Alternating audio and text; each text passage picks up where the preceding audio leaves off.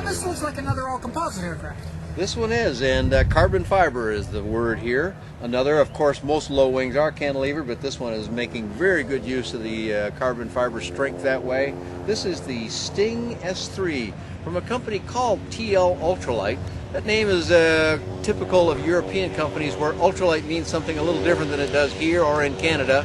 But that's how they got their start, and they've stuck with that name, even though this is the example of what they're making today. They have made this in a retractable version too. That's only for sale in the European theater. But here it's a fixed wing airplane with its special light sport aircraft approval, and it's one of our top selling airplanes in the United States.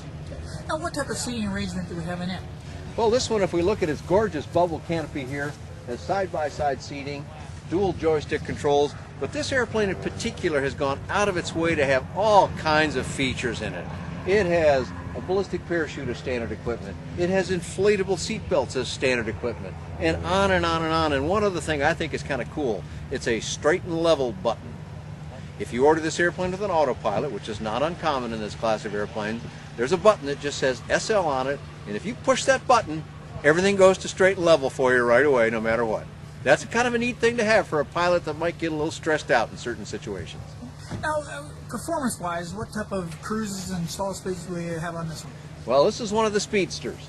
The Sting Sport, as it was originally known, with retractable gear, of course, really smoked along. They actually had to slow this one down a little bit for the SLSA category, but it'll cruise all day long and right close to that 120 knot speed limit that's imposed on us by the regulations. And what will we be crossing the numbers on? Well, you'd approach in this one probably at about 60 miles an hour, but stall is very docile at 45 knots.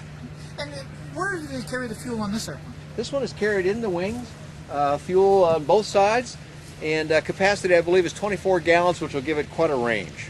More than I care to fly in one stretch. And if somebody wanted to get more information on the airplane, Dan, what's the easiest way to do it? Well, the easiest thing to do is just remember that the name is Sting, and if you go to sting.aero, that's AERO, you can find all the information you want about this or their other models. Now, have you flown this airplane as well, Dan? I have flown this airplane. I got to fly it last year at AirVenture, and a fine machine it is. And I've also flown the retractable one, and those pilot reports are available on BuyDanJohnson.com.